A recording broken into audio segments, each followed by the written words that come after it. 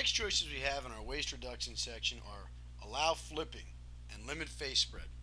Allow flipping means as before we had the ability to take all pieces with faces up, or we can check this button to keep all pieces faces down. However, if we would like to keep some up and some down, if PractiCAM says that it's more efficient to do so, we can check on allow flipping.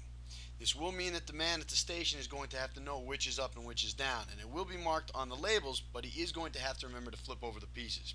However, if this is the way you would like to do it, all you need to do is keep allow flipping checked. Some of your pieces will be up, some of your pieces will be face down, but it will be in the most efficient possible pattern. Your next choice here is limit face spread, and you have a value. Imagine we were to nest a job with 100 pieces of duct, and let's say it took 20 sheets to nest this pieces of duct. We might not want one part of a 4-part transition on sheet 1 and the fourth part of a 4-part transition on sheet 10. So let's say we want to do a limit face spread and say by 3. What this would do is if we had a 4-part transition, PractiCAM would make sure it nested it so that all 4 parts would never be further than 3 sheets away. This way it makes it easier to sort. We can adjust this just by coming over here and changing the value.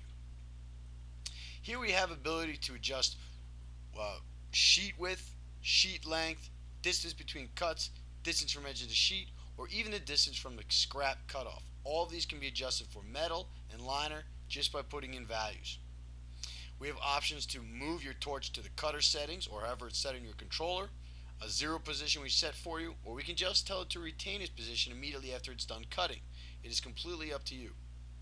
Our last choices in the bottom are optimize torch path and coil cutoff.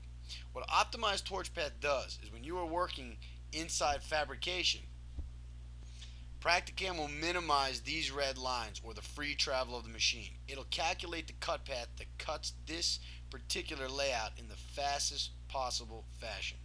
If we uncheck it, it'll just cut it in order. This is really meant for high production shops. Coil cutoff, if we click on coil up here, just means that if we have a coil feeding onto the plasma, we can have the plasma cut off that line exactly at the sheet size we need for the items we're trying to nest, and we can do that sheet by sheet. If we're not working with coil, we'll just keep that unchecked for now. This will conclude our tutorial on the preparation section inside PractiCAM.